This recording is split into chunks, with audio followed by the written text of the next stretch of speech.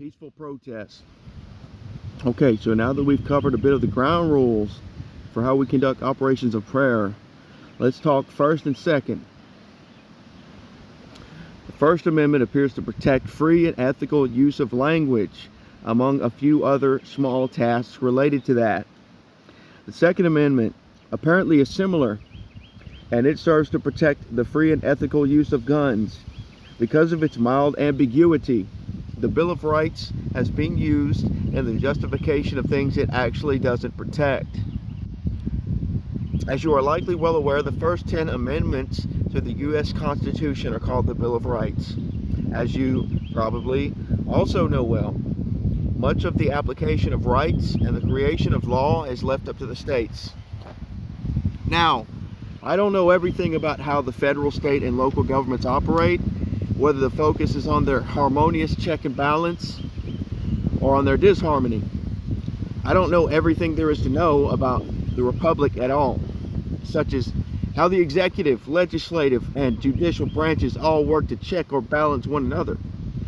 What I do know is that I'm a student at Hillsdale College online, the liberal arts. Anyway, at the federal, state, or local level, our system of government is complicated. So what I'm hoping to learn there is everything I don't know yet. Now, granted, I'm more familiar than one might think. I used to carry around a copy of the Constitution and the United States Bill of Rights in my vehicle with me, and I'd look at it every once in a while and read it. But anyway, our system of government is complicated, okay? It could be that this is why the use of the phrase "an act of Congress" is so commonplace where I'm from. Now, recently Vladimir Putin was interviewed by Tucker Carlson. You can find that on Tucker's website, or Mr. Carlson as Putin would call him. He said that he would prefer Joe Biden, President Joe Biden, to have a second term over, let's say, former President Donald Trump. He also said that our system of government is so complicated he doesn't understand it very well. So, the reasons he gave, well, you'll have to ask him. I don't remember all the details.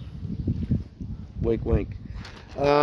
I do know, I just choose not to say is what I should say. I'm being truthful here. So it could be that this is why the use of the phrase "an act of Congress," quote unquote, is so commonplace where I'm from. People make sarcastic remarks such as, "It doesn't take an act of Congress, man. What's taking you so long?" It means in this case that someone has deliberated for too long over menial tasks. So I'll go ahead and tell you. I paused and thought about it, and I said, I'll just keep it real. Mr. Putin said that our President Joe Biden is an old school politician and he's more predictable, and that's why he would prefer for him to be president next term. So, anyway, coming back to the main point. My primary point has already been made. Law and order is preferable over chaos and lawlessness. Why is that? Men, we have a harder time protecting ourselves, defending ourselves, protecting the women and the children and the personal property we care for if there's no law and order.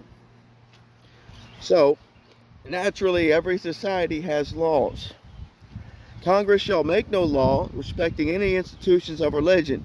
But what about other private sector related institutions or other government related institutions aside from religion? Let's see some manifestos coming forth, huh? Remember when we talked about your manifesto? All right. How do you think the First and Second Amendments should be interpreted? Huh? Because those are my focus. Maybe instead you've chosen the first and the third. Who knows what your favorites will be? Whatever the case may be, do some research, do some homework on the United States Constitution, the primary amendments you have interest in, and how your work in prayer and potentially authorship may help to protect the free and ethical operation and exercise of rights. Some may say it's not just the ethical exercise of liberty that's protected. Okay, why would you proudly promote any unethical exercise of rights? Perhaps from here on, you'll dedicate your life to campaigning for the free and ethical use of force by the military and law enforcement. And you would try to identify what's unethical and have that heard. Can you prove your point of view? Can you justify what you're saying? Study to show yourself approved and bring it forward. This is democracy in action. The world is filled with unrealized genius potential.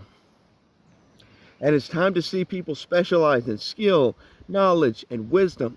To have wisdom, get understanding, solve problems, serve a higher purpose than just feel good. And it will pay dividends. The free and ethical practice of religion appears to be already well defended. But has anyone ever seen that practice of religion erring on the side of unethical? What can be done in light of what has happened? Many people believe there's nothing that can be done. Where things are prohibited by law, very often the Constitution holds little water to that effect.